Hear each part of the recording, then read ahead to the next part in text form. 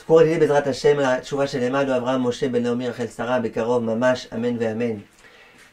Chers amis, nous disions hier que tout juif, même s'il s'est écarté, même s'il s'est complètement abîmé, même s'il a eu un comportement complètement dépravé, ça reste un juif. Et il a toujours l'aptitude à faire teshuva.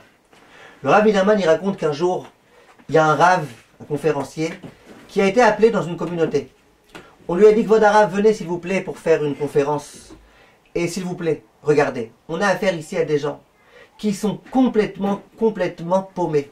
C'était des juifs qui étaient religieux au début, qui savaient ce que la Torah elle disait, qui le savent toujours, mais qui se sont tellement éloignés, qui ont été tellement loin, qui ont franchi vraiment des barrières qui étaient inadmissibles. Aujourd'hui, ils sont complètement désespérés. Voilà, on a réussi, on a fait un effort, eux ils ont fait un effort, ils sont prêts à venir écouter une conférence, s'il vous plaît Rav, renforcez-les. Le Rav arrive, il commence à prendre la parole, et à un moment donné, il sort un billet de $100 de sa poche. Et il dit, voilà, vous voyez, c'est un billet de $100, c'est un vrai billet, qui est-ce qui le veut? Celui qui le veut, qui lève la main. Tout le monde lève la main ensemble.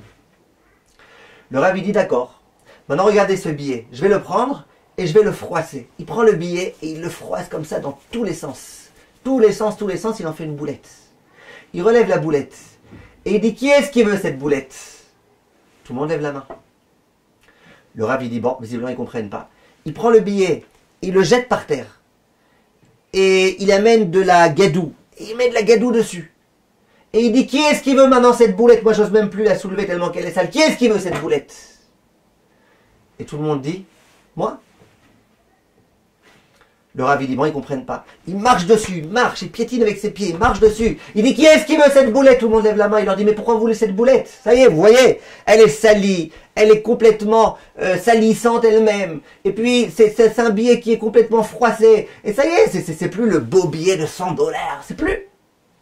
Et les gens, ils lui disent, oui, mais écoutez, Vodarav, c'est quand même un billet de $100. Il suffit qu'on le prenne, qu'on le nettoie, qu'on retire un petit peu toute la saleté, qu'on réussisse à lui redonner sa forme initiale, qu'on le repasse, pour que ce soit un billet de $100, qui aura la valeur de $100, et avec lequel on pourra acheter des choses qui valent $100.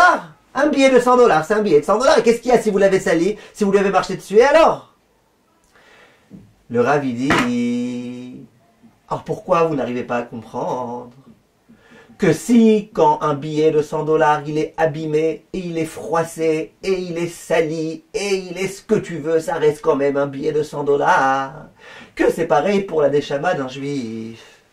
Et que la neshama d'un juif, même si elle s'est salie, même si elle s'est froissée, même si elle s'est écartée, même si ça reste la neshama d'un juif.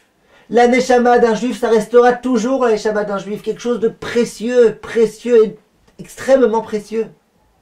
Alors quelquefois, il y a des couches de saleté au-dessus. Quelquefois, le juif, il s'est tellement mal comporté qu'il a l'impression qu'il ne vaut plus rien. Il vaut toujours.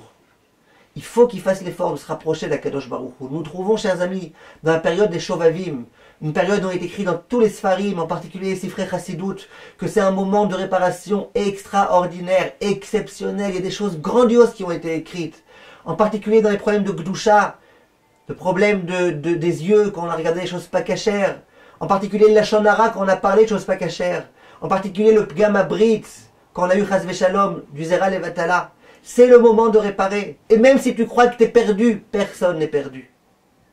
Tout le monde peut encore se rapprocher d'Akadosh Baruch Hu. C'est ce qu'on disait hier, et c'est ce que cette histoire vient nous apprendre. Betzlacha, mes chers amis, Kol Tuv.